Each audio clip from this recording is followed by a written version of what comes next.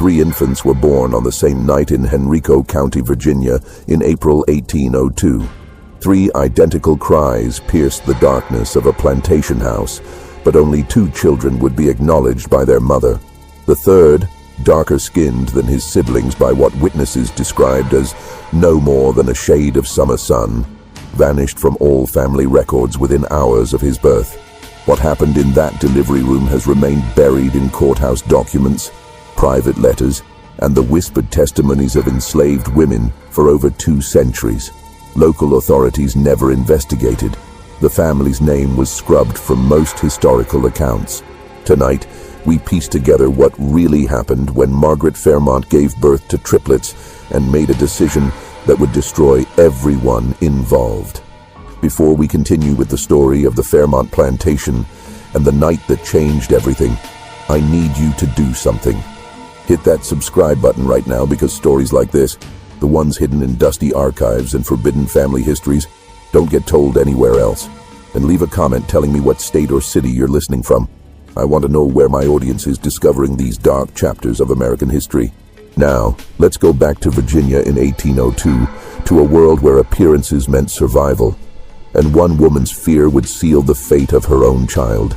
The spring of 1802 brought more than just warm weather to the tobacco plantations along the James River. Henrico County sprawled across the rolling hills of central Virginia, a patchwork of plantation estates where fortunes rose and fell with each tobacco harvest. The Fairmont Plantation occupied nearly 800 acres of prime river bottom land, worked by 43 enslaved people whose labor had built the family's wealth over 3 generations. The main house stood on a gentle rise, a 2-story brick structure with white columns that could be seen from the river road, announcing prosperity to anyone who passed. Margaret Fairmont had arrived at this house 6 years earlier as a bride of 17, brought from her family's smaller estate in Williamsburg. She was the youngest daughter of the Sutherland family, a lineage that traced itself back to English nobility, a fact that Margaret's mother mentioned in every conversation. The marriage to Thomas Fairmont had been celebrated as a perfect match. Old money meeting established land, beauty paired with respectability. Thomas, 15 years Margaret's senior, ran his plantation with the methodical attention of a man who had inherited responsibility young and taken it seriously. But by 1802, that carefully constructed image had begun to show cracks that only those inside the house could see. Margaret had suffered 2 miscarriages in her first 3 years of marriage. The first had been mourned quietly. The second had sent her into a period of melancholy that lasted through an entire winter, during which she rarely left her bedroom. Thomas had grown distant, spending more time inspecting fields and riding to Richmond on business that seemed to multiply. The pressure for an heir weighed on them both, though it was Margaret who felt it most acutely. Her mother's letters arrived weekly, each one containing some reference to cousins who had produced children, neighbors whose families were growing, the natural duty of a wife to secure her husband's legacy. When Margaret finally conceived again in the summer of 1801, the entire household seemed to exhale. Thomas became attentive once more. Margaret's mother visited and pronounced the pregnancy blessed. The enslaved women who worked in the house prepared the nursery with unusual care, perhaps sensing that this child represented something more than just another birth. What no one anticipated was that Margaret carried not 1 child, but 3. The realization came late in the pregnancy. Dr. Edmund Yancey, who attended to the wealthier families in the county, had examined Margaret in February and detected what he described as unusual movement, suggesting multiple quickening. A second examination in March confirmed his suspicion. Margaret would deliver twins, possibly triplets. The news sent Margaret into a state that alternated between elation and terror. Thomas received the information with quiet satisfaction, already calculating the advantage of multiple heirs. But Margaret knew what others didn't, what she had never told anyone, not even her husband. She had reason to fear what these children might look like. Among the enslaved workers at Fairmont Plantation was a woman named Esther, who had been born on the property 28 years earlier. Esther worked primarily in the main house, attending to the more delicate tasks that Thomas's mother had trained her for before her death. She moved through the rooms with the near-invisible efficiency that was expected of her, present when needed and forgotten when not.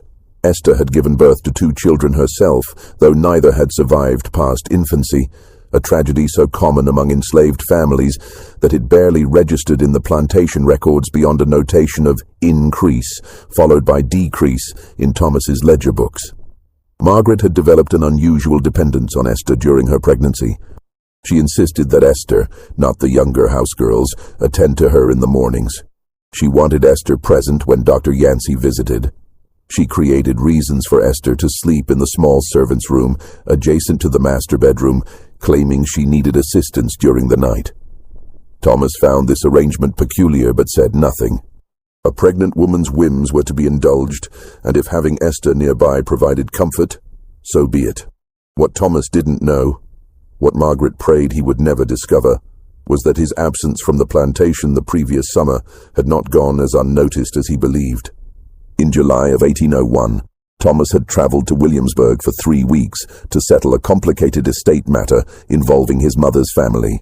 The trip had been planned for months. Margaret had remained at the plantation, claiming the summer heat made travel impossible in her delicate condition, though she wasn't yet showing. During those weeks, the house had felt different, quieter. Margaret had spent more time out of her room, walking the grounds in the early morning, taking tea on the back veranda where she could see the workers in the distant fields.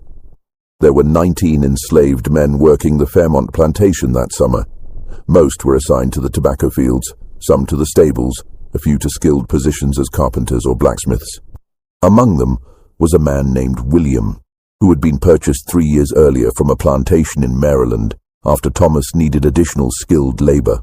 William was a carpenter by training, capable of the fine detail work that the plantation occasionally required.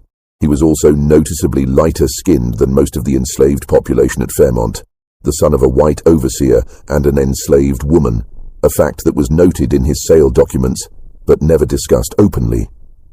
What happened between Margaret and William during Thomas's absence was never recorded in any letter, never mentioned in any document. But 9 months later, as Margaret's labor began, on the night of April 23, 1802, she knew there was a possibility, small perhaps, but real, that her children might reveal a truth that would destroy her life. The labor started just after sunset. Margaret's water broke while she was at dinner, sending the household into controlled chaos. Thomas immediately sent for Dr. Yancey, though the doctor lived 8 miles away and might not arrive for hours. Esther was summoned to Margaret's bedroom, along with another enslaved woman named Ruth, who had experience with difficult births. Thomas paced the downstairs hallway, as men of his position were expected to do, drinking brandy and waiting for news. In the bedroom, Margaret's fear manifested as something close to hysteria. She gripped Esther's hand with painful force, her eyes wide and desperate. Between contractions, she whispered things that made no sense to Ruth, but caused Esther's expression to harden into something unreadable. "You have to help me," Margaret gasped, her face slick with sweat. "Whatever happens, you have to help me. Promise me. Promise." Esther nodded slowly, understanding something that Ruth did not. The first child arrived just before midnight. A boy, healthy and screaming with impressive strength. Ruth wrapped him in clean linen and placed him in the cradle that had been prepared. Thomas was called upstairs to see his son, his face breaking into a genuine smile for the first time in months. He stayed only briefly before returning downstairs, giving the women space to work. The second child came an hour later. Another boy, slightly smaller than the first, but equally vigorous. Thomas was called again, his satisfaction now mixed with bewilderment at his sudden abundance of heirs. "Is that all?" he asked Dr. Yancey, who had arrived just as the second child was born. "There may be a third," Dr. Yancey said, examining Margaret. "The labor continues." The third child entered the world at 2:17 in the morning. Ruth received him in her experienced hands, and for a moment the room fell into a silence that had nothing to do with the completion of birth. The infant was noticeably darker than his brothers. Not dramatically so. His skin had the tone of someone who had spent a summer in the sun, perhaps, or carried Mediterranean blood. But the difference was unmistakable. Where his brothers were pink and pale, this child had a golden-brown hue that would darken further as he grew. His features, too, seemed subtly different. though he was unmistakably related to his siblings. Margaret saw him and made a sound that was half sob, half whimper. Her worst fear had manifested in flesh and blood. Dr. Yancey frowned, leaning closer to examine the child. Ruth looked between the three infants, her confusion evident, but Esther moved with sudden purpose, taking the child from Ruth's hands. "Miss Margaret needs rest," Esther said firmly. "Too much blood lost. Doctor Yancey, you should prepare some tonic. Ruth, fetch fresh linens from the chest downstairs." Her tone carried enough authority that both Ruth and the doctor responded automatically. In the brief moment when they turned away, Esther met Margaret's eyes. Something passed between them. An understanding, a transaction, a conspiracy. "The third child is weak," Esther said clearly, loud enough for Dr. Yancey to hear as he mixed his tonic. "Breathing poorly. May not survive the night." Dr. Yancey turned back, observed the child in Esther's arms. The infant was, in fact, crying lustily, but Esther held him in a way that muffled the sound against her body. In the dim candlelight, with everyone exhausted and distracted, it was possible to believe what Esther said. "Common with triplets," Dr. Yancey muttered. "The third often fails to thrive." Thomas was not called upstairs to see his third son. Instead, Dr. Yancey went down and delivered the news that while 2 healthy boys had been born, a third had arrived weak and would likely not survive until morning. Thomas received this information with a mixture of disappointment and philosophical acceptance. 2 heirs were more than most men could claim. If God chose to take the third, well, perhaps it was for the best. Triplets were difficult to explain anyway, almost unnatural. 2 sons presented a cleaner legacy. By 3 in the morning, the house had settled. Dr. Yancey left instructions for Margaret's care and departed. Thomas, exhausted and drunk on celebration and brandy, fell asleep in his study. Ruth returned to the servants' quarters. Only Esther remained in Margaret's room, the third infant in her arms. "What will you do?" Margaret whispered, her voice hoarse. "What you asked me to do," Esther replied. "Hide him. He can't stay here. Thomas can't see him. No one can know. I understand. You'll take care of it." Margaret's eyes were feverish, desperate. "You'll make sure? You promise?" Esther looked down at the child in her arms. He had fallen asleep, his small chest rising and falling with the perfect rhythm of healthy life. She had held her own children like this, for the brief time they had lived. She knew the weight of an infant, the vulnerability of new life. "Yes," Esther said quietly, "I promise." What Esther did in the hours that followed would haunt Henrico County for generations. The plantation stretched out in the darkness, a landscape of shadows and shapes that Esther knew by heart. She had walked these paths her entire life, knew every building, every tree, every place where someone could see or not see. She moved through the night with the infant wrapped against her body, hidden beneath her shawl. Her first destination was the small cabin she shared with 3 other unmarried women from the plantation. But as she approached, she saw lamplights still burning inside. Someone was awake, waiting. Esther changed direction. The plantation had dozens of outbuildings, tobacco barns, storage sheds, workshops, smokehouses. Most were locked at night, but Esther knew which ones weren't. She found herself at the old dairy house, a small stone structure that had been replaced by a newer, larger building the previous year. The old dairy was still used occasionally for storage, but mostly it sat empty. Esther slipped inside. The space smelled of damp stone and old milk, not unpleasant. She could hear mice in the walls, the sound of something dripping from a loose roof board. The infant stirred against her chest, but didn't wake. She stood there in the darkness, holding a child that wasn't hers but somehow was her responsibility. Margaret's whispered words echoed in her mind. "Hide him. Make sure no one knows. You promised." But what did Margaret think would happen? Did she imagine Esther could simply make a newborn infant disappear? Did she expect Esther to do what couldn't be spoken aloud? The possibility hung in the air, like the smell of stone and shadow. Esther knew what some women did when faced with impossible choices. She had seen it before, whispered about it in the quarters. Infants who failed to thrive, children who took sick sudden, births that went wrong in convenient ways.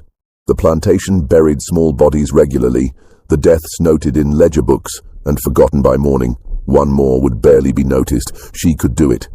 Smother him with a cloth, his death quick and quiet. Leave him here in the old dairy, claim he had died in the night as Dr. Yancey predicted. Margaret would be relieved. Thomas would never know. The secret would die with the child, buried in the family cemetery with all the other unnamed infants. Esther looked down at the sleeping face. In the darkness, she couldn't see his skin color. He was just a baby, just a child who happened to be born into circumstances beyond his control. She thought of her own children, both dead before their first year. She thought of the choice Margaret had, the power to decide which of her children deserved life and which deserved erasure. She thought of the fact that Margaret's decision had been based not on the child's health or strength or prospects, but purely on the shade of his skin. Evidence of a betrayal that Margaret herself had engineered, but now wanted to erase. Esther made a decision that was both mercy and revenge. She left the old dairy and walked deeper into the plantation's territory, past the working buildings, into the area where the enslaved families lived. The cabins here were arranged in rough rows, each housing multiple families in cramped quarters. Esther approached one cabin at the far end, smaller than the others, where a woman lived alone. Dinah was 53 years old, ancient by plantation standards. She had worked in the tobacco fields until her hands became too gnarled with arthritis, and now she existed in a strange limbo, too old to work, too healthy to be dismissed as completely useless. She mended clothing, prepared herbs for the sick, watched over children when their parents worked. She had outlived 2 husbands and 4 children, her survival a mystery even to herself. Esther knocked softly. Dinah opened the door almost immediately as if she had been expecting someone. "You have something that needs hiding," Dinah said, not a question. Her eyes moved to the bundle in Esther's arms. Miss Margaret's 3rd child. Born different from the others. Dinah's expression didn't change. She had seen too much in 5 decades to be surprised by anything. Different how? Darker. Shows his father's blood. Dinah opened the door wider. "And Miss Margaret don't want him. Says he's weak. Says he won't survive. But he will survive, won't he?" Dinah looked at Esther with eyes that seemed to see through all pretense. "If someone cares for him proper, that's why I'm here." Dinah was quiet for a long moment, considering. "What you asking me, Esther? Spell it plain. Raise him. Keep him hidden. Tell people he's your grandson if anyone asks. You so old, nobody questions your business anymore. And when Master Thomas sees a new child in the quarters, Master Thomas don't come down here. None of them do unless there's trouble. Long as the work gets done, he don't care who lives in which cabin." This was largely true. The enslaved quarters operated with a degree of autonomy born of willful ignorance on Thomas's part. He preferred to deal with a few trusted overseers rather than involve himself in the daily lives of the people he owned. Children appeared and disappeared with such frequency through birth, death, sale, or escape that tracking individual lives seemed pointless to him. "You know what you asking?" Dinah said quietly. "Raising a white man's child in secret? That's dangerous." "I know.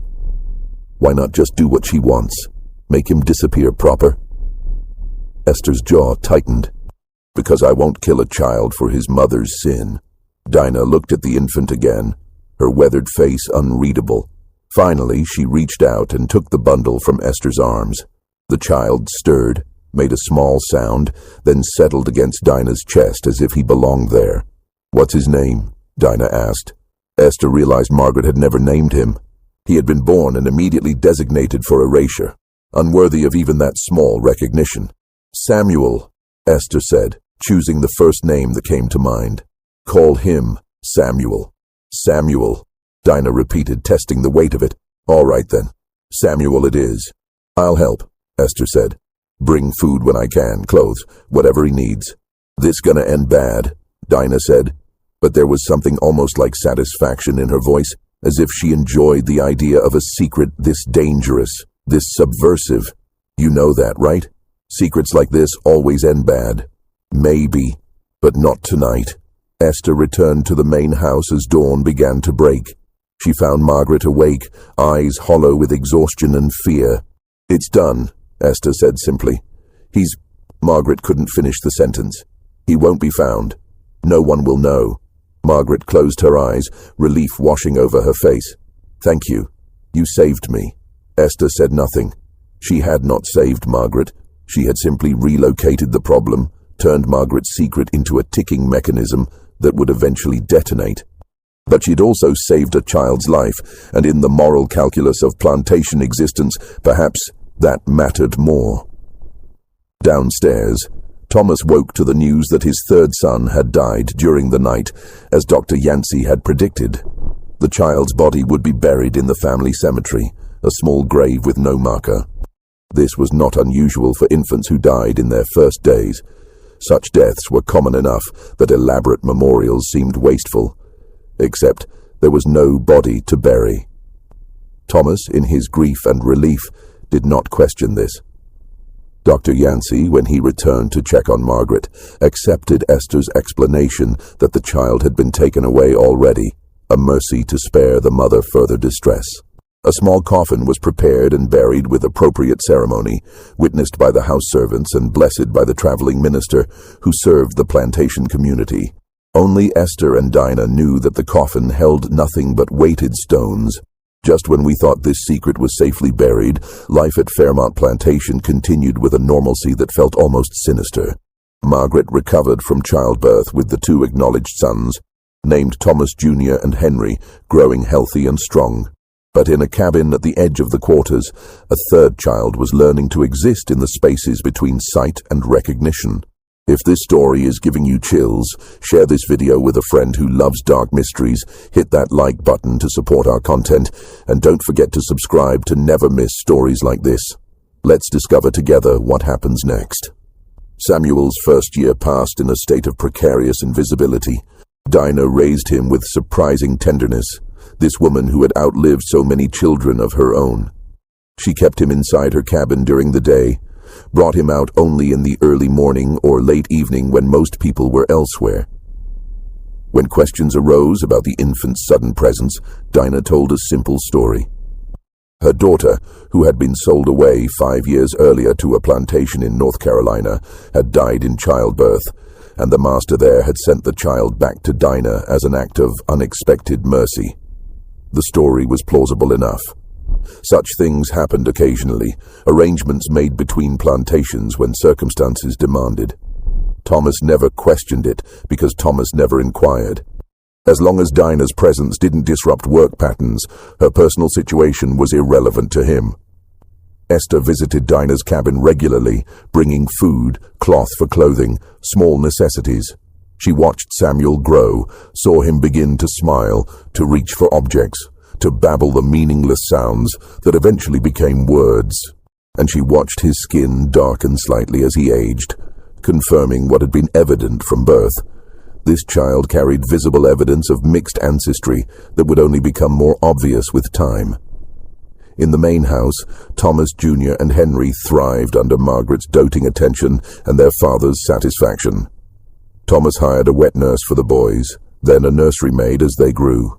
He commissioned a portrait of the twins on their first birthday, the two boys sitting in matching white gowns, their pale faces and light hair captured in oils by a traveling artist from Richmond. The portrait hung in the main parlor, a declaration of lineage and legitimacy. Margaret looked at that portrait every day, and every day she thought about the third face that should have been there but wasn't. Her relationship with Esther had changed. Where before there had been a mistress's casual dependence on a favored servant, now there was something more complex. A shared conspiracy, a mutual vulnerability. Margaret could never quite meet Esther's eyes anymore. And Esther, for her part, served with an efficiency that bordered on coldness, as if maintaining emotional distance was the only way she could continue to perform the role expected of her. Thomas noticed nothing. He was busy with the endless demands of plantation management, negotiations with merchants, a brief stint in the Virginia House of Burgesses that took him to Richmond for weeks at a time. His sons were healthy, his wife had recovered, his tobacco crop was promising. Life was, by his assessment, proceeding exactly as it should. But in the quarters, among the enslaved community, knowledge of Samuel's true parentage spread in the way such knowledge always spread, through whispered conversations, careful observations, the kind of information that existed below the master's awareness but was understood by everyone else. People noticed that Samuel had Esther's fierce protection despite not being her child. They noticed that Dinah received better food rations than her status usually warranted. They noticed that Master Thomas's sons and Dinah's supposed grandson shared certain unmistakable features. The shape of their ears, the way their hair grew, a particular curve to their jawline that became more evident as they grew. Most of the enslaved workers at Fairmont kept this knowledge to themselves, understanding that exposure would benefit no one and would likely result in horrible consequences for everyone involved. But a few saw opportunity in the information. Among them was a man named Jacob, who worked as one of Thomas's field overseers. Jacob occupied a complicated position in the plantation hierarchy, enslaved himself, but given authority over other enslaved workers, a situation that required constant navigation of loyalty and survival. Jacob had ambitions. He wanted to be noticed, to be considered indispensable, perhaps even to purchase his freedom eventually, if he could accumulate enough favor. Jacob began watching. He observed Esther's visits to Dinah's cabin. He noticed how protective certain women were of the child, how they positioned themselves to block view when Thomas or his white overseers approached that section of the quarters. He noted the child's features, did the arithmetic of dates and births, and Jacob waited for the right moment to use this information. That moment came in the spring of 1804, when Samuel was 2 years old, and the resemblance between him and the Fairmont twins was becoming impossible to ignore. Jacob approached Thomas one morning as the master was inspecting a section of newly planted tobacco. "Master Fairmont, sir, might I have a word? Something you should know about, sir, concerning the family." Thomas looked up from the seedlings, mildly annoyed at the interruption. "What is it, Jacob? Make it quick." "It's a delicate matter, sir. Concerns Miss Margaret in a way, and the children." This got Thomas's attention. He straightened, his expression hardening. "Explain yourself." Jacob hesitated, performing reluctance. "There's a child in the quarters, sir. Old Dinah's boy. Says he's her grandson from North Carolina, but sir, that ain't the truth." "What are you suggesting?" "I'm suggesting, sir, that you take a look at the child yourself. Compare him to your own sons. See what you see." Thomas's face went very still. "You're making a serious implication, Jacob." "Yes, sir, I know it, but I thought you should know before others start talking." Thomas was not a stupid man. He could add dates and circumstances as well as anyone. He thought about Margaret's pregnancy, about the third child who had supposedly died, about the unusual amount of time his wife had spent with Esther. He thought about William, the light-skinned carpenter who had been sold away suddenly a year ago, sent to a plantation in Georgia. At the time, Thomas had justified the sale as good business. William's carpentry skills had commanded a high price. But now he wondered if there had been another reason, some instinct he hadn't fully acknowledged. "Take me to this child," Thomas said, his voice dangerously quiet. Jacob led Thomas to Dinah's cabin. It was mid-morning, a time when most people were working, but Dinah was old enough to be excused from field labor. She was sitting outside her cabin, and on the ground beside her, playing with a carved wooden toy, was Samuel. Thomas stopped 10 feet away, staring. The child looked up, met his gaze with eyes that were unmistakably his own. The shape of the face, the set of the shoulders, even the way the child tilted his head, all of it was familiar. Thomas saw himself in this child, saw his own sons, saw his father. The resemblance was not subtle. "Where did this child come from?" Thomas asked, his voice shaking slightly. Dinah stood slowly, her arthritic joints protesting. "My grandson, sir. My daughter's boy, from North Carolina. Your daughter's been dead 8 years, Dinah. I know because I sold her to the Carruthers plantation in 96, and they reported her death from fever in 97. So I'll ask you again, where did this child come from?" Dinah said nothing, her face carefully blank. Thomas looked at Samuel again, the child who had his face. He thought about the night Margaret gave birth, about the third son who had supposedly been too weak to survive. He thought about Esther's care of his wife, about a possibility so horrifying he had never allowed himself to consider it. "How old is this child?" Thomas demanded.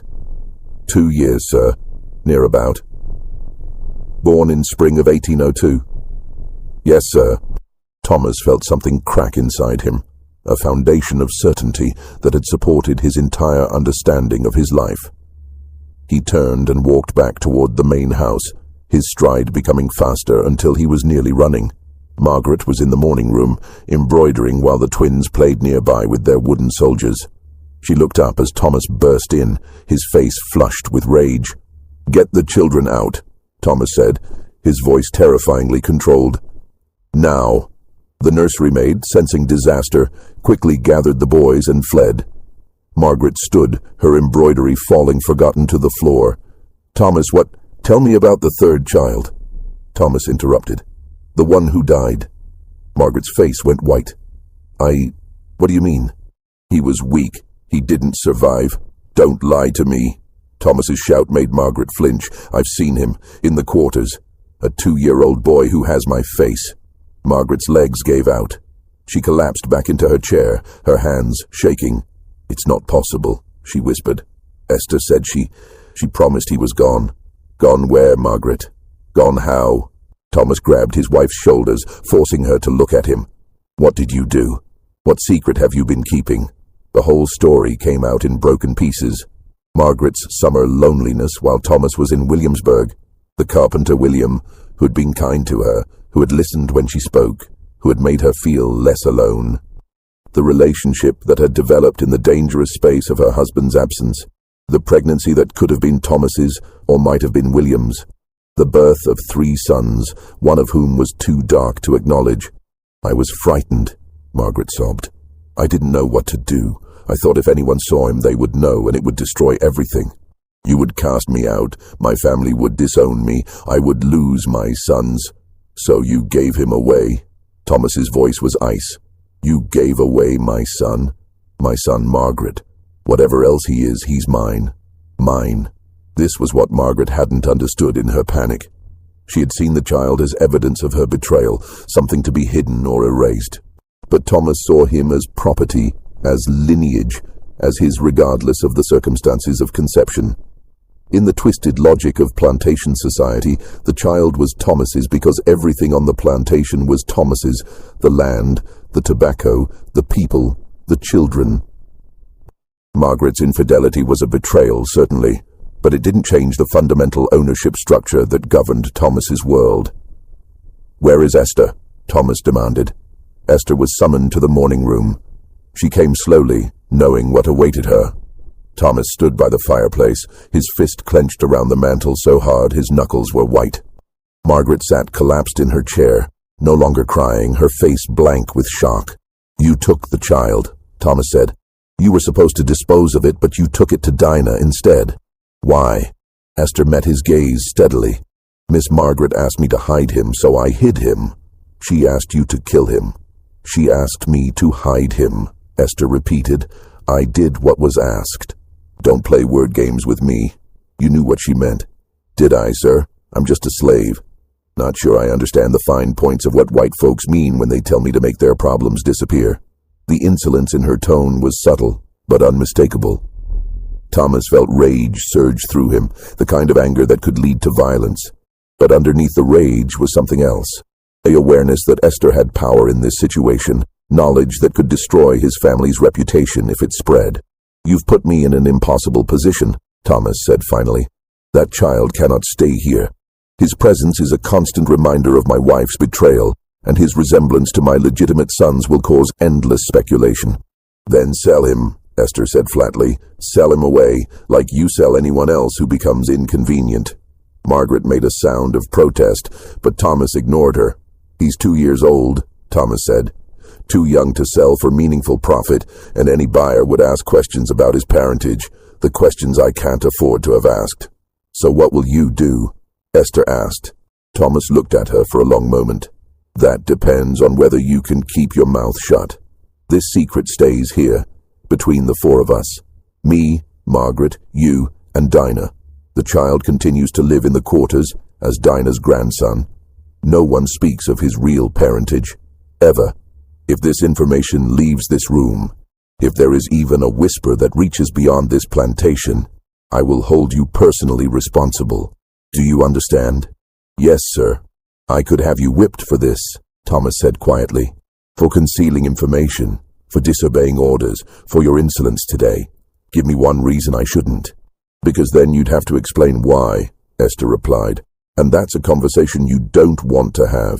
They stared at each other, master and slave, caught in a web of mutual compromise that inverted all the usual power dynamics. Get out, Thomas said finally, and send Dinah to me. We need to establish some rules. Dinah came to the main house, walking slowly, her face resigned. She had known this day would come eventually. Secrets this large never stayed buried forever. Thomas met her in his study, a room lined with ledgers and law books, the administrative heart of the plantation. The child stays with you, Thomas said without preamble. But there will be conditions. He does not come near the main house. He does not play with my sons. He does not attend lessons, does not eat at any table where he might be seen by visitors. As far as anyone from outside this plantation is concerned, he is your grandson from North Carolina. Nothing more. Is that clear? Yes, sir. You will receive extra rations to care for him. But understand this, Dinah. If he becomes a problem, if his presence causes any difficulty whatsoever, I will sell him so far away you'll never hear his name again. I'm allowing him to stay out of complicated considerations. But my patience has limits. I understand, sir. Do you? Thomas leaned forward. Do you understand that this child represents the greatest shame of my life? That every time I see him, I see my wife's betrayal? That he is a living reminder of my failure to control my own household? Dinah looked at him with her ancient, knowing eyes. I understand that you see shame, sir, but that child didn't choose his circumstances. He's just a boy. He's a problem, Thomas corrected. A problem I'm choosing not to eliminate against my better judgment.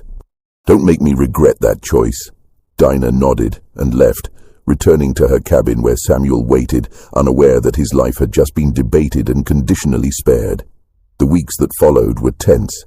Margaret took to her bed again, this time not with melancholy, but with a kind of desperate shame that manifested as physical illness. She saw Dr. Yancey, who prescribed tonics and rest. She wrote letters to her mother that she never sent, trying to explain what had happened and why. Thomas threw himself into work, spending as much time away from the house as possible. He rode to Richmond frequently, attended every social function that provided an excuse for absence. He looked at his legitimate sons and tried to feel the pride he had felt before, but now their faces reminded him of another face, one that should not exist but did. And in the quarters, Samuel continued to grow, unaware of the chaos his existence had caused, protected by an old woman who had decided this was the one fight she wouldn't surrender. The arrangement Thomas had imposed might have held if plantation life existed in isolation, but no plantation was truly isolated, and secrets had a way of spreading like tobacco blight, invisible until the damage was already done. The problem began with visitors. The Fairmont plantation, like most estates of its size, regularly entertained guests, business associates, family members, neighbors from other plantations. These visits were essential to maintaining social position and business relationships. And these visitors, particularly the women, wanted to see the children. Thomas Jr. and Henry, now 4 years old, were exhibited with the kind of casual pride that came naturally to proud fathers. They were dressed in miniature versions of gentlemen's clothing, taught to bow and greet visitors with appropriate formality. Margaret, when she was well enough to receive guests, would show off their accomplishments. How Henry could recite passages from the Bible, how Thomas Jr. could identify letters and write his name. And inevitably, during these visits, someone would walk through the plantation grounds. They would see the quarters, observe the workers, and sometimes they would see Samuel. The first incident occurred in the fall of 1805, when Margaret's older sister, Charlotte, visited from Williamsburg with her husband. Charlotte had 3 daughters, and had always felt slightly superior to Margaret, whose struggle to produce heirs had been the subject of family gossip. Now, seeing the healthy twin boys, Charlotte's superiority felt threatened, and she looked for anything that might restore her sense of advantage. On the second day of her visit, Charlotte took a morning walk through the plantation grounds. It was something wealthy white women did, Inspect the quarters with the pretense of concern for the workers' welfare, though really it was just another way to assert dominance. Charlotte walked through the rows of cabins, noting their condition with critical eyes, until she came to Dinah's cabin at the far end. Samuel was outside, now 3.5 years old, playing with a small carved horse that Dinah had made for him.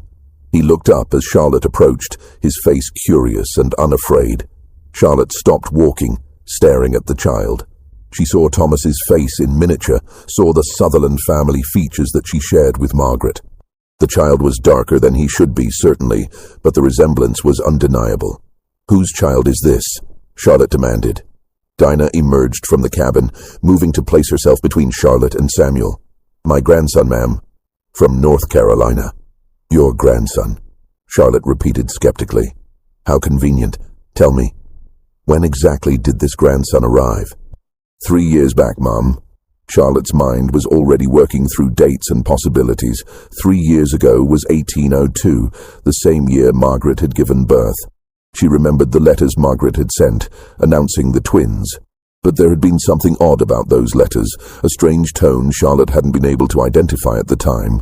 "Take me to my sister," Charlotte said abruptly. "Now." The confrontation in Margaret's sitting room was brutal. Charlotte dismissed the servants and closed the door, then turned on Margaret with an expression of mingled triumph and disgust. "There's a child in the quarters who looks exactly like Thomas," Charlotte said, "born the same year as your twins. Would you like to explain that to me?" Margaret's face went blank, the expression of someone who had been expecting catastrophe for so long that its arrival almost felt like relief. "I don't know what you're talking about. Don't lie to me, Margaret. I'm your sister. I can see what you've done." "What I've done?" Margaret's voice rose, defensive. "What about what Thomas has done? All these men with their slave women, producing children all over their plantations, and no one says a word. But You're a white woman," Charlotte hissed. "It's not the same. You know it's not the same." "Why?" "Because we're supposed to pretend our husbands are faithful while they rape the women they own. Because we're supposed to smile and ignore the children who look like our husbands running through the quarters." "That child doesn't look like Thomas," Charlotte said quietly. "He looks like your son's. He's too light to be just a slave's child." "Margaret, what did you do?" The full story didn't come out, not then. Margaret held on to some shred of dignity, refusing to confess everything. But Charlotte was intelligent enough to piece together the basic truth. Margaret had been unfaithful, had produced a child of mixed race, and had hidden him in the quarters rather than face the consequences. "Does Mother know?" Charlotte asked. "No, no one knows. Just Thomas and the servants. This will destroy you if it gets out. Destroy all of us. The scandal." "I know," Margaret whispered. "Why do you think I've lived in terror for 3 years?" Charlotte stood, pacing the room with agitation. She had come to her sister's home expecting a pleasant visit, perhaps some gentle schadenfreude over Margaret's past difficulties. Instead, she had discovered a scandal that threatened the entire family's reputation. "That child cannot stay here," Charlotte said finally. "He's visible proof of your betrayal. Thomas wants him here. He considers Samuel his son, legally, his property." "Samuel?" Charlotte's voice was sharp. "You named him?" "I didn't. Esther did. The woman who helped." Charlotte processed this information, her expression calculating. "Then there's a simple solution. The child must disappear. Properly this time. He's young enough that it can be arranged quietly. An accident, an illness, these things happen all the time with slave children." Margaret felt something revolt in her, a maternal instinct that 3 years of separation hadn't entirely killed. "No, I won't. I can't. You don't have a choice. Unless you want our entire family destroyed. Unless you want your sons to grow up with everyone knowing their mother is an adulteress who produced a bastard child." "Is that what you want?" The conversation continued for hours, but the conclusion was inevitable. Charlotte was right.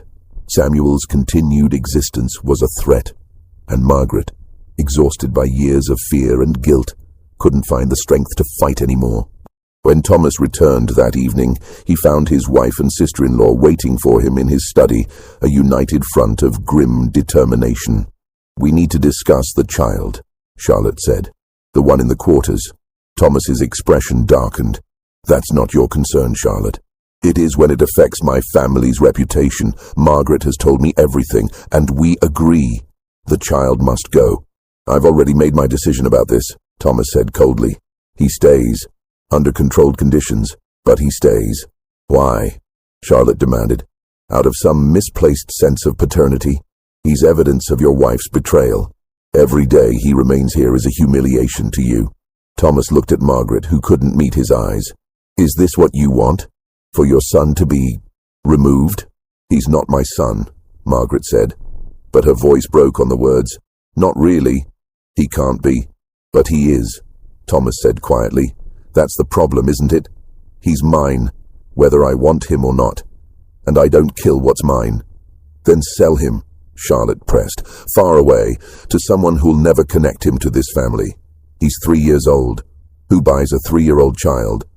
Plenty of plantations need young workers, or there are families in the city who take in children as household servants. It can be done quietly, for the right price. Thomas stood silent for a long moment, wrestling with conflicting impulses. The practical part of him recognized that Charlotte was right. Samuel's presence was dangerous. But another part, the part that counted tobacco yields and tracked bloodlines and thought in terms of property and legacy, couldn't quite accept the idea of disposing of his own son, regardless of the circumstances. I'll consider it, Thomas said finally. But not now. The child stays until I decide otherwise. Charlotte left 2 days later, disappointed but not defeated. She had planted the seed, and she knew Thomas was a practical man. Eventually, practicality would win. But Charlotte made one critical mistake before she left. She mentioned the situation to her husband, swearing him to secrecy. And her husband, after several glasses of port at a gentleman's club in Williamsburg, mentioned it to a business associate. And that associate mentioned it to his wife. And so the secret began its inevitable spread, leaking out in fragments and whispers, growing distorted as it passed from mouth to mouth. By the spring of 1806, rumors had reached several of the neighboring plantations. The details were confused. Some said Thomas had fathered a child with a slave woman, others claimed Margaret had taken a lover, still others insisted the whole thing was a lie spread by jealous competitors. But everyone agreed on one thing.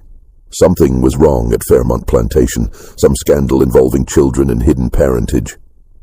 Thomas began noticing the change in how people treated him. Conversations would stop when he entered a room. Business associates were slightly cooler in their dealings. Invitations to social events became less frequent. Nothing overt, nothing he could confront directly, but a definite shift in social temperature. He knew what it meant. The secret was out, spreading like fever, destroying his reputation with every retelling. In June of 1806, Thomas made his decision. He called Dinah to his study and told her to prepare Samuel for a journey. The child would be taken to Richmond and placed with a family that needed a house servant. He would be well treated, Thomas insisted, but he could no longer remain at Fairmont. Dinah received this news with the kind of stillness that comes from having survived too much to show despair openly. When, sir? 3 days. I've already made the arrangements. Dinah returned to her cabin and looked at Samuel, who was playing with his carved horses, acting out some elaborate story only he understood. He was 4 years old now, bright and curious, with his father's intelligence and his mother's determination, though he would never know either of them as parents. She had raised him for 4 years, this child who wasn't hers, but had become hers through the alchemy of daily care. She had taught him to walk, to speak, to recognize plants and birds. She had told him stories at night, had held him through nightmares, had loved him in the way one loves a child who represents something more than just themselves. And now he would be taken away, sold to strangers, sent into a life she couldn't protect him from. Dinah made a decision that was both desperate and calculated. That night, after Samuel fell asleep, she slipped out of the cabin and walked to Esther's quarters. Esther was awake when Dinah arrived, as if she had been expecting this visit. They sat outside in the darkness, speaking in whispers that wouldn't carry to neighboring cabins. "Master's selling Samuel," Dinah said. 3 days from now, taking him to Richmond. Esther's expression didn't change, but her hands clenched into fists. I feared this was coming. I can't let it happen, Dinah said quietly. I won't. I've lost too many children in my life. I won't lose another one. What are you planning? I'm taking him away, running. The word hung between them, heavy with consequence. Running was the ultimate transgression, the act that could result in brutal punishment or death. But it was also the only form of resistance available, the only way to truly defy the system that owned them. You'll die if they catch you, Esther said flatly. Or worse. You know what they do to runaways. I know. But I also know what they do to children in those city houses. I've heard the stories. Samuel won't survive it. Better to try and fail than to just hand him over. You're old, Dinah. You won't make it 50 miles. Your joints can barely handle walking around the plantation. Then I'll make it 20 miles. Or 10. Or 5. However far I can get before they catch me. Esther looked at her for a long moment, seeing the absolute determination in the older woman's face. You need help. I need information, routes, safe houses. You know people, Esther. You hear things. Tell me how to do this. Over the next 2 days, Esther gathered what information she could. There were networks, whispered routes, places where runaways could hide or find assistance. The networks were fragile and dangerous, as likely to lead to capture as to freedom, but they existed. Esther learned of a freed black family living 30 miles north, near the border with Maryland, who sometimes provided shelter. She learned of churches where sympathetic ministers might offer food. She learned of places to avoid, areas where slave catchers were known to patrol. She passed this information to Dinah in fragments, careful conversations in moments when they wouldn't be overheard.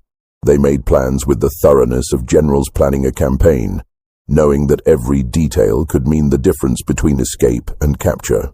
On the third night, the night before Samuel was scheduled to be taken to Richmond, Dinah prepared to leave. She packed what little she could carry, some food, a blanket, a knife.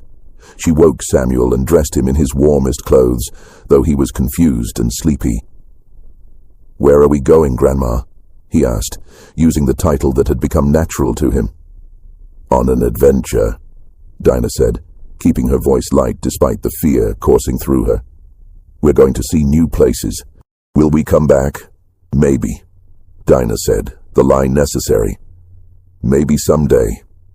They slipped out of the cabin just after midnight, when most people were deeply asleep.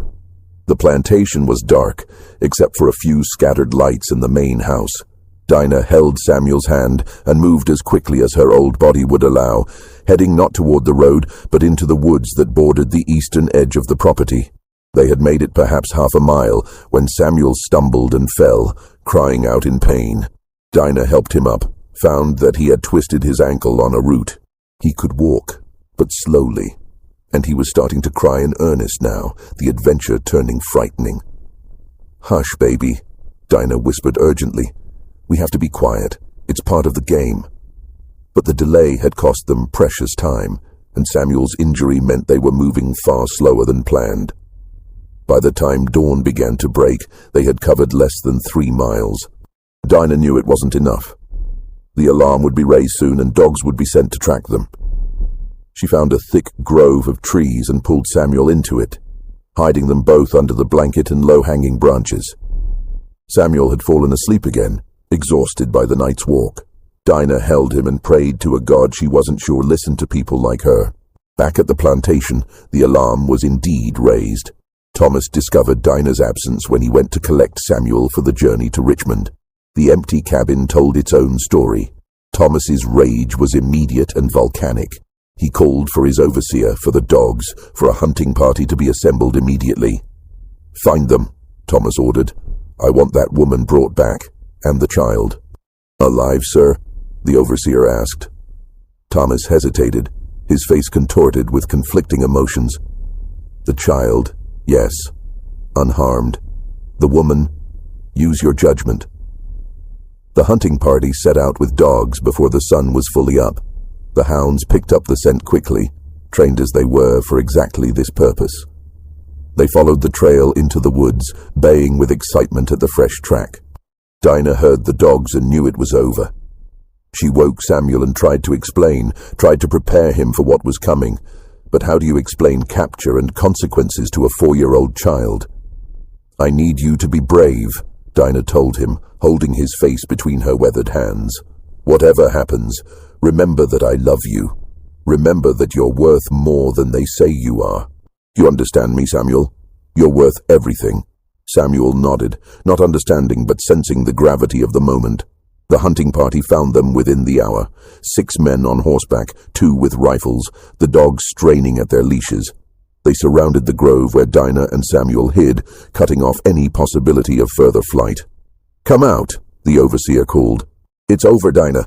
Don't make this harder." Dinah emerged slowly, holding Samuel's hand. The child pressed against her leg, terrified by the dogs and the men, and the hostility radiating from the hunting party. "Take the boy," the overseer ordered one of the men. "No," Dinah said, her voice stronger than she felt. "He stays with me." "You don't get to make demands, old woman. You're a runaway." "You know what that means." One of the men dismounted and moved toward them. Dinah tried to step between him and Samuel, but the man was larger and stronger. He grabbed Samuel, pulling him away from Dinah's protective grip. Samuel screamed, reaching for her. "Grandma, Grandma." "It's all right, baby," Dinah called to him, though her voice broke. "It's all right. Be brave." They tied Dinah's hands behind her back and forced her to walk back to the plantation, the men on horses surrounding her, the dogs following. Samuel was carried by one of the riders, still crying for Dinah. The walk back took hours. By the time they reached Fairmont, Dinah's feet were bleeding and her old body was near collapse. But she held her head up, refusing to show weakness or regret. Thomas was waiting in front of the main house. He took Samuel from the rider, examining the child to ensure he was unharmed. Samuel had stopped crying, too exhausted and frightened to do anything but stare with wide, shocked eyes. "Take her to the barn," Thomas ordered, indicating Dinah. 20 lashes, then put her in the storage cellar for 3 days. No food, water only. Dinah had known this was coming, but the reality of it still hit like a physical blow. 20 lashes at her age could kill her. The overseer knew it too, hesitating briefly. "Sir, she's old, might not survive that." "Then make sure she does," Thomas said coldly. "I want her to live long enough to understand the consequences of her choices." They dragged Dinah toward the barn. Samuel, seeing this, began screaming again, fighting against Thomas's grip. "Grandma, don't hurt Grandma!" Thomas looked down at the child, this source of all his troubles, and felt a complicated mixture of affection and resentment. Samuel was his son, undeniably, but he was also a reminder of everything Thomas wanted to forget. Esther appeared in the doorway of the main house, drawn by the commotion. She saw Dinah being taken to the barn, saw Samuel struggling in Thomas's arms, and understood that everything had gone wrong. "Master Fairmont," Esther said quietly, "let me take the child. He's frightened." Thomas looked at her. This woman who had started all of this by choosing mercy over obedience. "You knew about this, didn't you? About Dinah's plan to run?" "No, sir." "Don't lie to me, Esther. You've been helping her all along." "I gave her information, sir, that's all. I didn't know she'd actually run."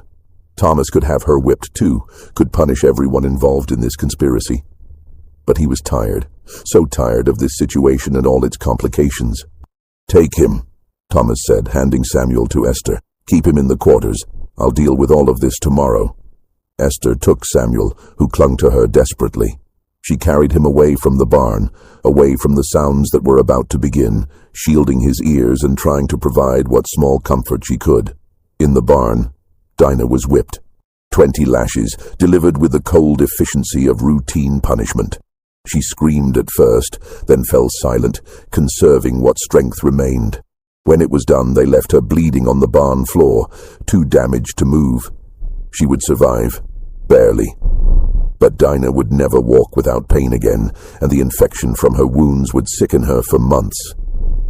The woman who had tried to save a child through flight would spend the rest of her shortened life as a cautionary tale about the price of resistance. The attempted escape had changed everything. Thomas could no longer maintain the fiction that Samuel could remain at Fairmont under controlled conditions. The child had become too visible, his presence too controversial, his very existence a source of instability. But the scandal had also spread too far for discretion. Thomas couldn't simply sell Samuel to a family in Richmond without raising questions about why this child, who resembled the Fairmont twins so closely, was being disposed of. Any potential buyer would wonder, would speculate, would potentially spread more rumors. Thomas found himself trapped by the very secrecy he had tried to maintain. He couldn't acknowledge Samuel as his son without confirming Margaret's infidelity, but he couldn't get rid of Samuel without drawing attention to the mystery. Every option led to exposure, to shame, to the destruction of his family's reputation. He spent weeks wrestling with the problem, drinking more heavily, avoiding both Margaret and Samuel, trying to find a solution that didn't exist. The answer, when it came, arrived in the form of a letter from Charlotte. His sister-in-law had been making inquiries, using her connections in Williamsburg and Richmond, seeking a way to resolve the situation quietly. She had found, she wrote, a missionary family traveling to the Western Territories, seeking to establish a church in the Ohio Valley.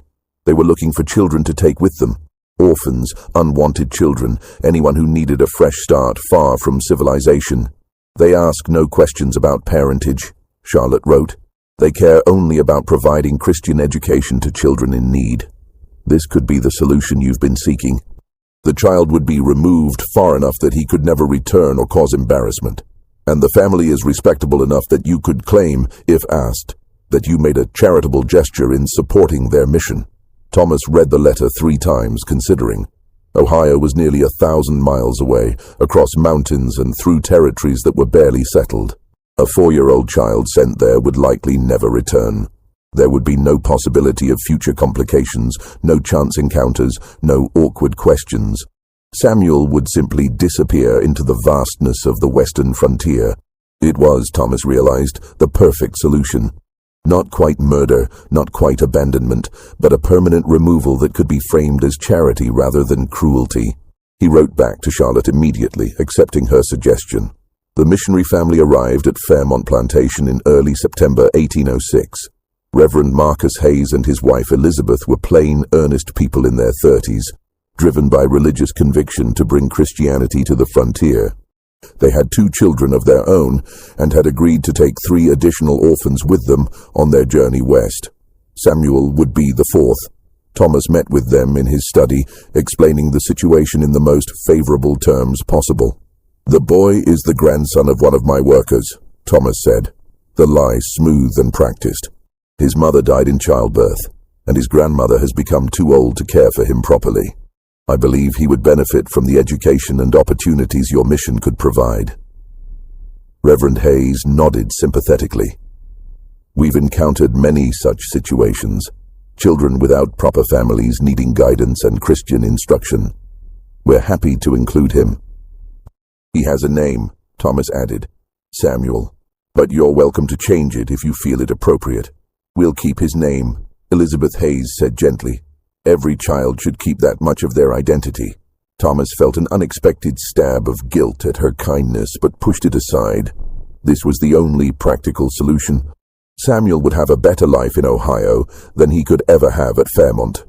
Free from the stigma of his birth, able to make his own way in a society that wouldn't know his history.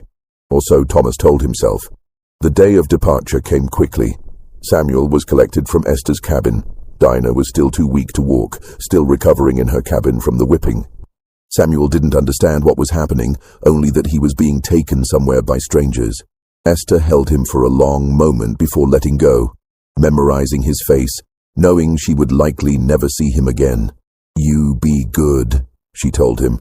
"You listen to these people, you learn everything they teach you, and you remember, you're worth just as much as anyone else.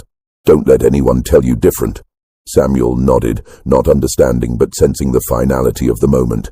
Margaret watched from her bedroom window as the missionary family's wagon prepared to leave, Samuel sitting in the back among bundles of supplies and the other orphaned children. She had not said goodbye to him. She had not in fact seen him since the night of his birth. But she watched now, her hand pressed against the glass, as the physical evidence of her betrayal was removed from her life. She should have felt relief. Instead, she felt a hollow grief that she couldn't name, for a child she had never allowed herself to claim. The wagon pulled away, heading west toward Richmond and then beyond, into territories Margaret had never seen and never would. Samuel looked back once, confused and frightened, before the trees swallowed the view, and he was gone. Thomas stood in his study, a glass of whiskey in his hand, and told himself he had done the right thing, the practical thing, the only thing that made sense. In her cabin, Dinah learned that Samuel was gone, and something inside her simply broke. She had survived too much, endured too much, fought too hard to save this one child, only to fail in the end. She stopped speaking after that day, stopped engaging with the world in any meaningful way. She lived for another 2 years, but she was never truly present, her mind retreating to some place where pain and loss couldn't follow. Esther continued her work in the main house, serving the family that had destroyed so much while pretending everything was normal. But she began keeping a journal, writing down the true story of Samuel's birth and disappearance. She hid the journal under a floorboard in her cabin, insurance against forgetfulness, proof that these events had actually happened. "Someday," she wrote in one entry, "someone will want to know the truth. Someone will ask what happened to Margaret Fairmont's third child, and this journal will be here to answer." The years that followed Samuel's departure were marked by a slow decay of everything Thomas and Margaret had tried to protect. Their marriage, already damaged, deteriorated into cold coexistence.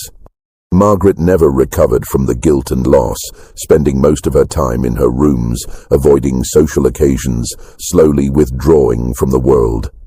Thomas threw himself into plantation business with obsessive intensity, as if enough profit and productivity could compensate for personal unhappiness. Thomas Jr. and Henry grew into young men who knew something was wrong in their family, but could never quite identify what. They sensed their parents' mutual misery, the unspoken secrets that hung in the air of the main house. Both boys left for education in Richmond as soon as they were old enough, eager to escape the oppressive atmosphere of Fairmont Plantation. The plantation itself began a gradual decline. Thomas made poor business decisions, invested in ventures that failed, borrowed money he couldn't easily repay. By 1815, he was forced to sell off portions of the land to satisfy debts. By 1820, the plantation was half its original size, worked by a fraction of its former enslaved population. Esther was freed in 1823, not through Thomas's generosity, but through the provisions of his mother's will, which had stipulated that certain favored servants be freed after 20 years of service. Esther was 47 years old, worn down by decades of service, but alive and legally free. She moved to Richmond, taking her hidden journal with her, and found work as a seamstress. Margaret died in 1827, at the age of 42. The doctor called it a wasting sickness, but those who knew her understood she had simply given up, exhausted by years of guilt and isolation. Her death was barely noticed outside the immediate family. She was buried in the family cemetery, not far from the empty grave that supposedly held her third son. Thomas survived her by 7 years, dying in 1834 at age 62. His obituary in the Richmond newspaper was brief, noting his service in the Virginia House of Burgesses and his management of a once prosperous plantation. It made no mention of scandal, secrets, or hidden children. His estate, diminished and debt-ridden, was divided between Thomas Jr. and Henry, neither of whom wanted to maintain the property. They sold it in 1836 to a land speculator who divided it into smaller farms. The Fairmont Plantation House still stands today, though it's been converted into a museum and event space. Tour guides mention the family's history during the colonial period, the plantation's role in tobacco production, the architecture of the main house. They do not mention Margaret's third child, or the conspiracy that surrounded his birth, or the lives destroyed to maintain a secret. Because for over a century that secret remained buried. Esther's journal surfaced in 1889, discovered in a trunk of her belongings after her great-granddaughter died. The family, uncertain what to do with the explosive contents, consulted a lawyer who advised them to donate it to the Virginia Historical Society with the stipulation that it not be made public for 50 years. The journal was catalogued and stored, largely forgotten in the archives. It wasn't until 1952 that a graduate student researching plantation life stumbled across Esther's journal and recognized its significance. The story of Margaret Fairmont's triplets and the dark-skinned child who was hidden, then sent away, was finally revealed to historians and researchers. Attempts were made to trace Samuel's fate, to find out what had happened to the child sent west with the Hayes missionary family. Records from the Ohio missions of that period were incomplete and poorly maintained. The Hayes family could be traced to Ohio Territory, where they established a small church near present-day Cincinnati. But after 1810, the records become unclear. Children died frequently on the frontier, from disease, accidents, the harsh conditions of pioneer life. There is one tantalizing possibility, though nothing can be confirmed. In the 1850 census for Ohio, there is a record of a man named Samuel Hayes, age 48, listed as a schoolteacher in a small frontier town. The age would be approximately correct, and the surname suggests he was raised by or adopted into the Hayes family. But without definitive proof, without any documentation linking this Samuel Hayes to the child born at Fairmont Plantation, historians can only speculate. If it was him, if he survived his childhood and built a life in Ohio, then Margaret's darkest secret had an ending she never imagined. The child she discarded as too dark, too dangerous, too damaging to her reputation might have lived a long and productive life, free from the plantation system that had condemned him at birth, able to claim an identity beyond the circumstances of his conception. Or perhaps he died young, another unnamed victim of frontier hardship, his existence and death equally invisible to history. We'll never know for certain. That's the nature of hidden histories, of stories that were meant to be erased. The documentation is incomplete, the witnesses all dead, the truth obscured by time and intentional destruction of evidence. What we do know is this: 3 children were born on April 23, 1802, at Fairmont Plantation in Henrico County, Virginia.